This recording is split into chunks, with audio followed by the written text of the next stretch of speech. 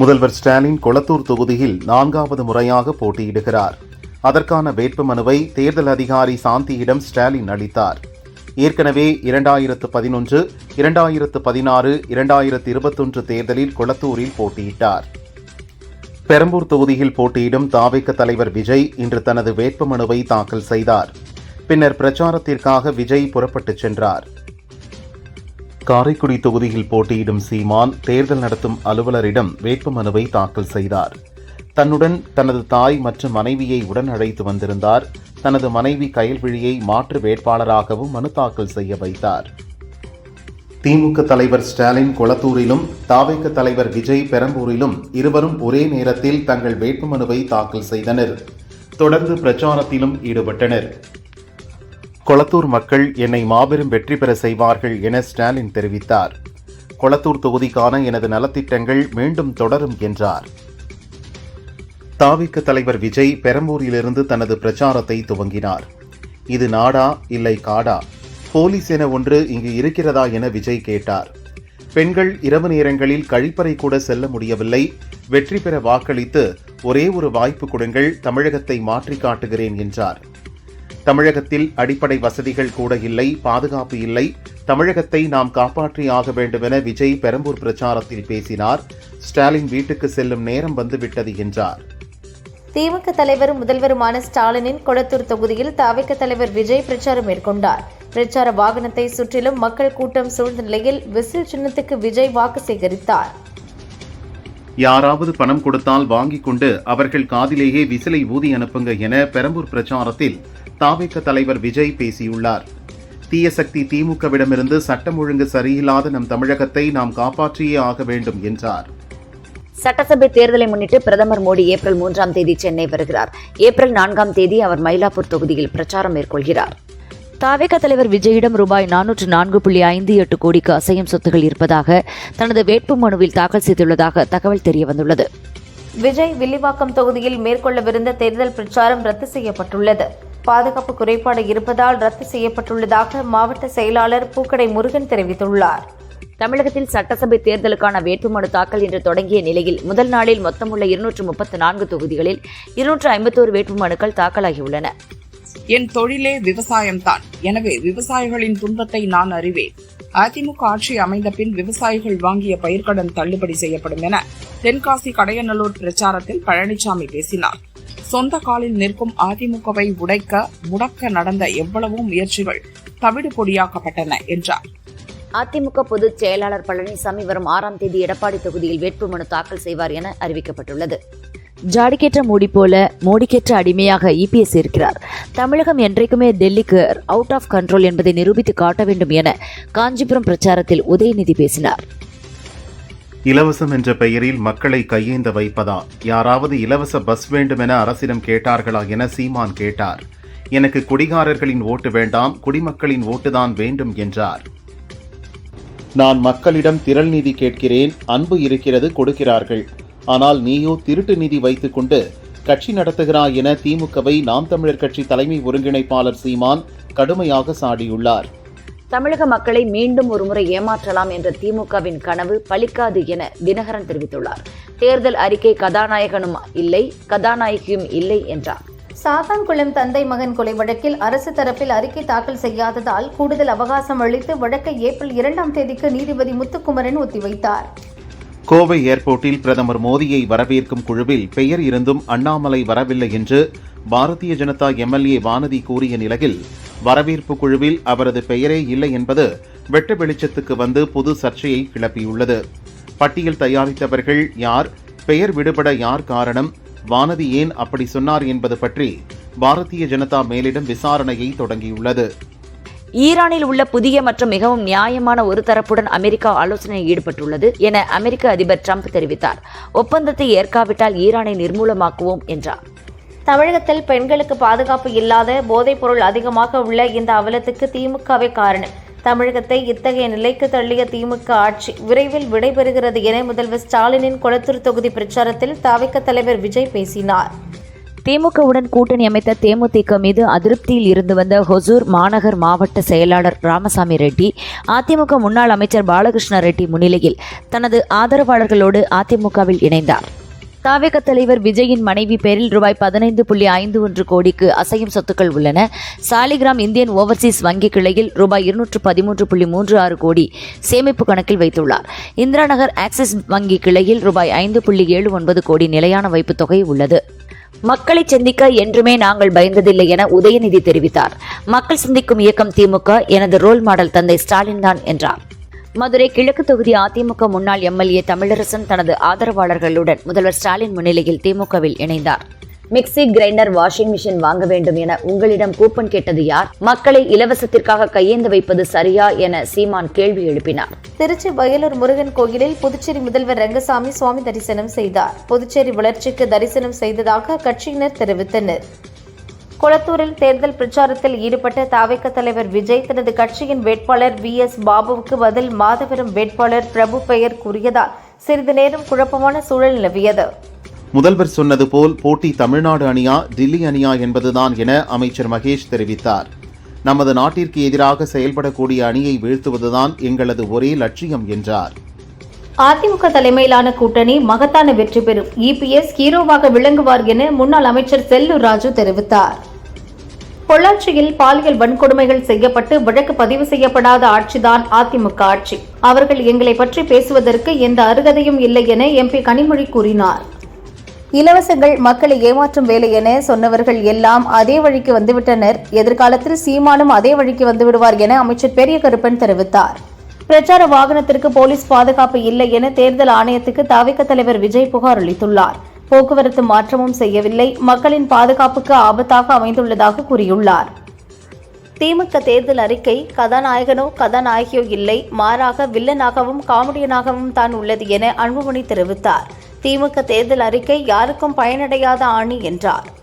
தமிழகத்தில் இதுவரை மொத்தமாக 296 கோடியே 4 லட்சம் ரூபாய் பணம் மற்றும் பொருட்கள் பறிமுதல் செய்யப்பட்டுள்ளதாக தேர்தல் ஆணையம் தெரிவித்துள்ளது.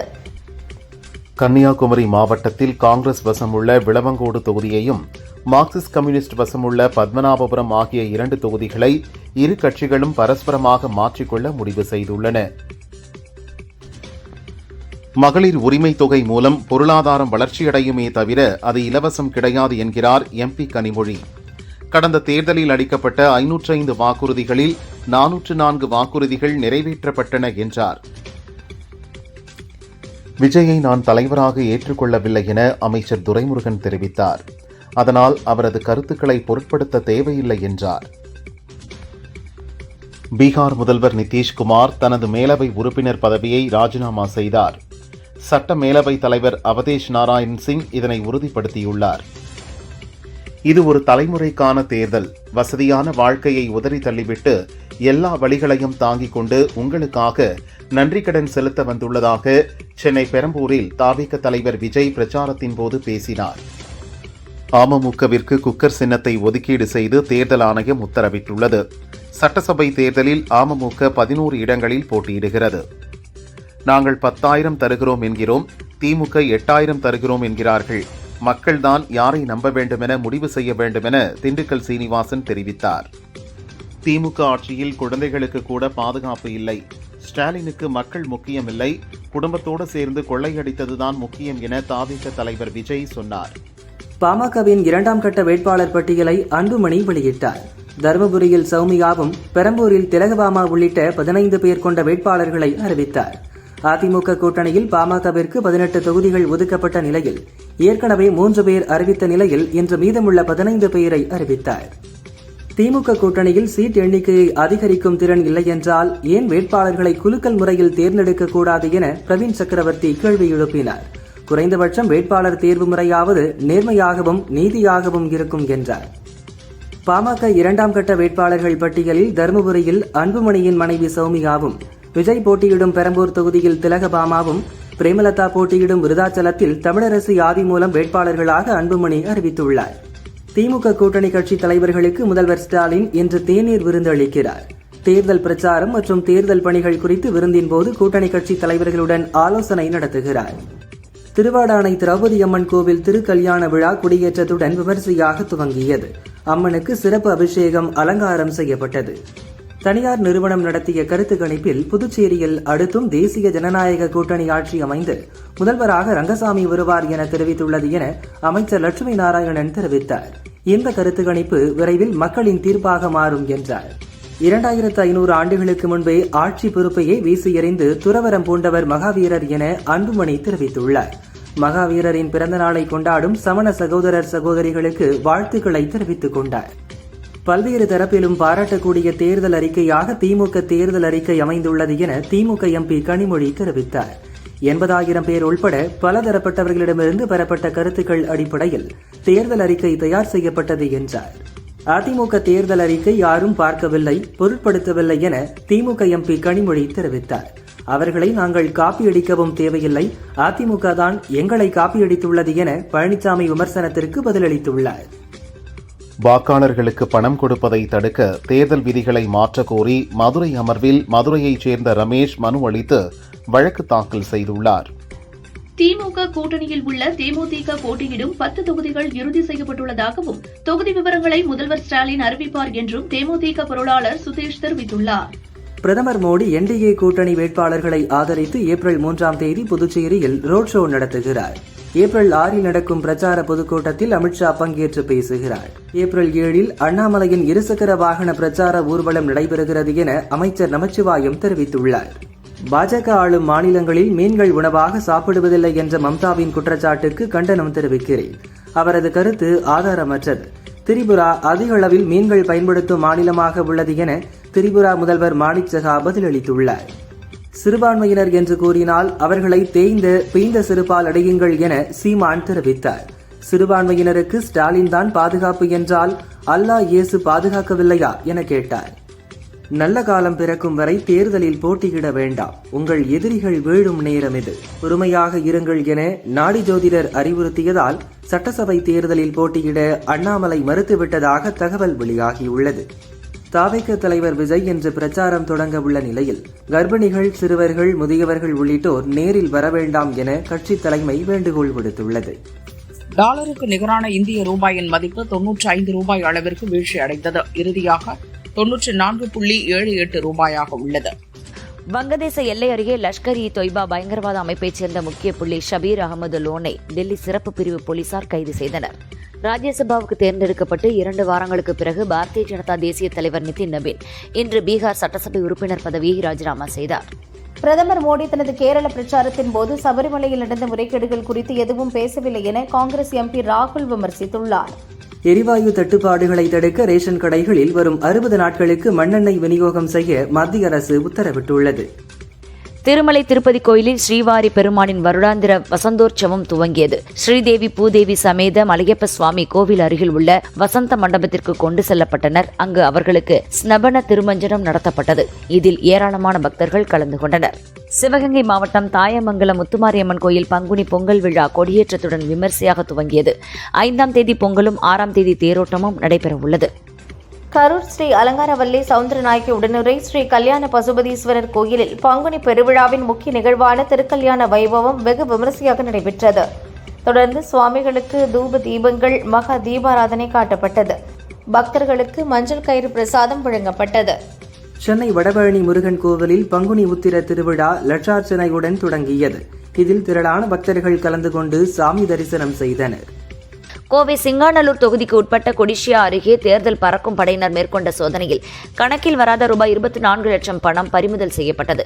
பணத்தை வாகனத்தில் கொண்டு வந்த தனியார் நிறுவன ஊழியர் விஷ்ணு பிரசாத் என்பவரிடம் வருமான வரித்துறை அதிகாரிகள் விசாரிக்கின்றனர்.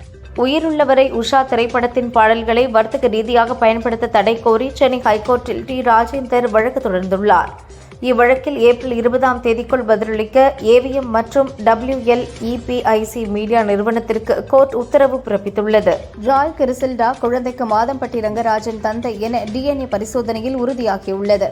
DNA பரிசோதனை முடிவுகள் கோர்ட்டில் தாக்கல் செய்யப்பட்டது. கோவை அருகே நிழல் உலக தாதா தாவூத் இப்ராஹிம் பெயர் எழுதிய பஸ் பறிமுதல் செய்யப்பட்டது. வாகனங்களில் வன்முறையை தூண்டும் வாசகங்கள் எழுதினால் கடும் நடவடிக்கை எடுக்கப்படும் என போலீசார் எச்சரித்தனர். சென்னையில் ஆபரண தங்கத்தின் விலை சவரனுக்கு 1360 ரூபாய் உயர்ந்து 1,10,160 ரூபாய்க்கும், கிராமுக்கு 170 ரூபாய் உயர்ந்து 1 கிராம் 13,770 ரூபாய்க்கும் விற்பனை செய்யப்படுகிறது. வெள்ளி விலையும் கிராமுக்கு 5 ரூபாய் உயர்ந்து 1 கிராம் 255க்கு விற்பனையாகிறது. திருப்பதி ஏழுமலையான் கோயிலில் முன்னாள் முதல்வர் ஓ பன்னீர்செல்வம் சுவாமி தரிசனம் செய்தார். அவருக்கு தேவஸ்தான அதிகாரிகள் தீர்த்த பிரசாதம் வழங்கி வேத பண்டிதர்கள் மூலம் வேத ஆசீர்வாதம் செய்து வைத்தனர். மகாவீர் ஜெயந்தியை முன்னிட்டு தஞ்சையில் நாளை மதுக்கடைகள் திறக்கப்படாது என தஞ்சை கலெக்டர் பிரியங்கா பங்கஜம் அறிவித்துள்ளார். அமெரிக்கா ஈரான் இடையே நிரந்தர தீர்வை எட்டும் பேச்சுவார்த்தையை நடத்த பாகிஸ்தான் தயாராக இருப்பதாக அந்நாட்டின் வெளியுறவுத்துறை அமைச்சர் ஈஷாக் தார் தெரிவித்துள்ளார். குவைத்தில் உள்ள மின் உற்பத்தி நிலையம் மீது ஈரான் நடத்திய தாக்குதலில் இந்திய தொழிலாளி ஒருவர் கொல்லப்பட்டார். அந்த இடத்தில் உள்ள உள்கட்டமைப்புகள் சேதமடைந்தன. ஈரான் நடத்திய தாக்குதலில் அமெரிக்காவில் 29,000 கோடி ரூபாய் மதிப்பிலான ராணுவ தளவாடங்கள் சேதமடைந்துள்ளதாக பென்டகன் முன்னாள் பட்ஜெட் அதிகாரி எலைன் மெக்கஸ்கர் தெரிவித்துள்ளார். உலகளவில் ஏற்பட்டுள்ள எரிபொருள் தட்டுப்பாட்டுக்கு மத்தியில் இலங்கைக்கு 38,000 டன் எரிபொருளை இந்தியா வழங்கியுள்ளது. இந்தியாவின் இந்த உதவிக்கு இலங்கை அரசு நன்றி தெரிவித்துள்ளது. 2004 செல்வராகவன் இயக்கத்தில் யுவன் இசையில் ரவிகிருஷ்ணா, சோனியா அகர்வால் நடிப்பில் வெளியாகி வரவேற்பை பெற்ற படம் 7G ரெயின்போ காலனி. தற்போது இதன் 2ஆம் பாகம் உருவாகி வருகிறது. செல்வா, ரவி, யுவன் கூட்டணி தொடர நாயகியாக அனஸ்வரா ராஜன் நடிக்கிறார். இடையில் நின்றிருந்த இதன் படப்பிடிப்பு மீண்டும் துவங்கியுள்ளது. விரைவில் படத்தை முடித்து ஜூலைக்குள் வெளியிட திட்டமிட்டுள்ளனர்.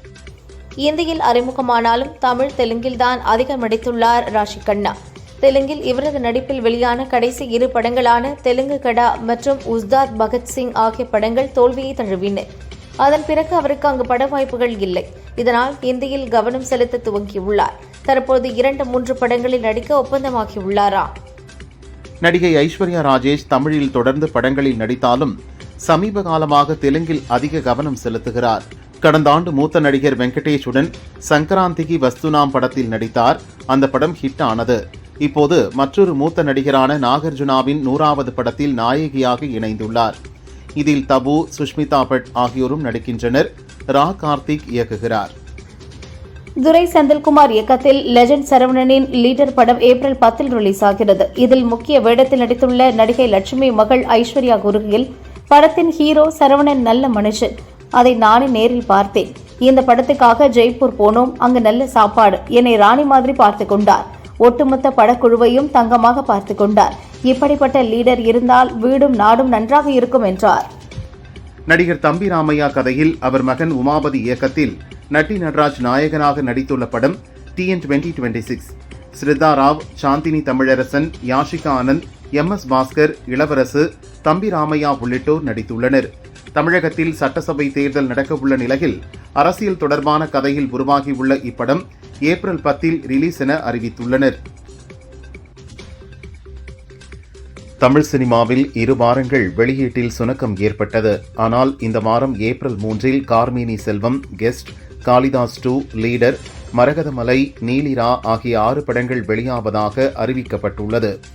இவற்றில் எந்த படம் நன்றாக இருக்கிறதோ அந்த படம் வரவேற்பை பெறும்.